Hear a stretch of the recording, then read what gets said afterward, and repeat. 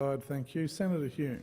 Thank you, Deputy President. And I rise today to speak on a matter of public importance introduced to this place by our parliamentary colleague from the Australian Labor Party, Senator Collins. And what an extraordinary joy and a privilege it is to be able to speak on this particular matter of public importance, the government's apparent relentless negativity and inability to focus on issues that Australians care about. Now, I take personal offence to this one.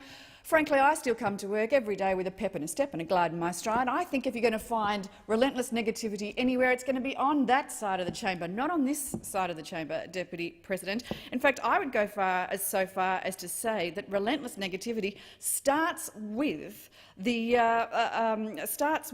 Senator Collins. Senator Collins herself, Little Miss Sunshine of the Labor Party. I mean, she just add a little sparkle and glamour to every single day, coming in here accusing us of negativity. How extraordinary. And Senator Gallagher, wasn't that a lovely 10 minutes? Gosh, felt like so much longer. Senator Gallagher, who has a man with all the gravitas of a personalised licence plate. And of course, Senator Faruqi, our newest senator from the Greens. I had such high hopes for Senator Faruqi. However, sadly, just like her colleague, Senator Wilson, she is forever trapped in a first-year arts student mentality. But that's all right. Don't worry about that. She'll grow up at some stage, we hope. Can I thank Senator Ketter, though, my good friend Senator Ketter, the Deputy Chair of the Economics Committee, with whom I work and with whom I admire greatly. But let's be honest, Senator Ketter, that few minutes, I'm not entirely sure how you did again, it did feel like a long time, was far more Eeyore than it was Tigger, wasn't it? Chair, Senator Hume, I imagine. Far more Eeyore than it was Tigger, wasn't it? I mean, you didn't really let go the balloon of happiness, did you? You don't think you're doing your side any favours there. Yes. Your comments through the chair, please. Thank you, Deputy Chair. You're absolutely right. So what I will now do is, in fact, talk specifically to this notice of motion, something which I take a personal offence to, because what is it? What is it that makes people happy? What is it that makes people positive in politics? Well, let me tell you what I think it is.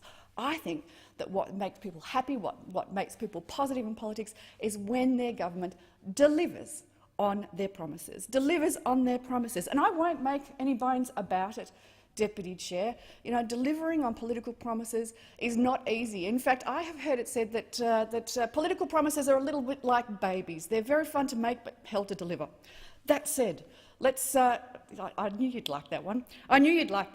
So let's talk about what this government is actually delivering for the people of Australia in a positive light. This government has been working hard for hard-working Australians. The coalition's delivered in areas which are important to Australia, forgotten by those opposite. Let's think about the positivity of company tax cuts for companies under $50 million in turnover. That covers 3.2 million businesses and they employ 6.7 million Australians. I think that's something that we can be extraordinarily positive about. What about positive things like $75 billion in infrastructure over the next decade? Things like highway upgrades, congestion-busting road and rail projects, improved local roads, inland rail, and of course a new airport and a new airport link in my home state of Victoria, my hometown of Melbourne.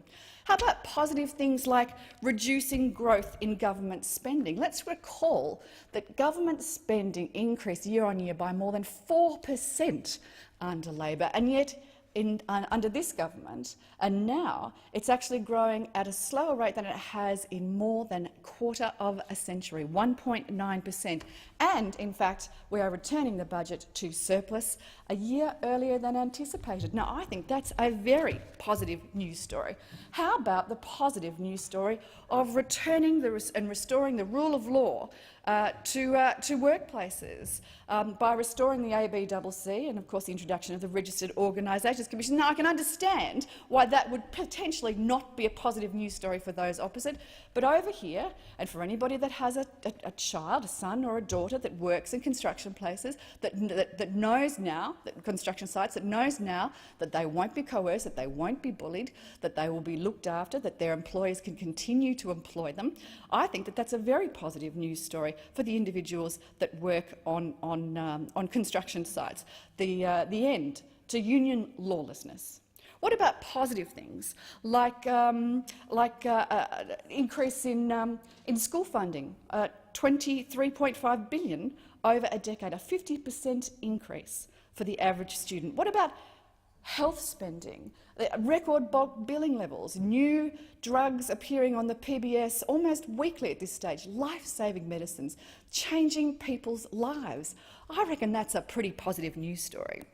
What about 1 million new jobs? I don't think you could get any more positive than that. And of course, of that million, I think it was 400,000 in the last 12 months alone, the vast majority of those full-time, the vast majority of those went to women. How about higher participation rates for women than ever before? I think these are extraordinary good news stories. So, Deputy President, I would suggest that over there on Planet Labor, they may think that these things are relentlessly negative, but that's because they have a pathological discontent, and it doesn't really matter. They don't really care what matters to Australians. They care what matters to Labor. They care what happens to their union mates, because that's what matters to them. That's why the Coalition is truly delivering. But let's talk about what people do find negative. I think that people find two things negative: death and taxes. And yet, I've heard on the grapevine that that's exactly what Labor have in mind.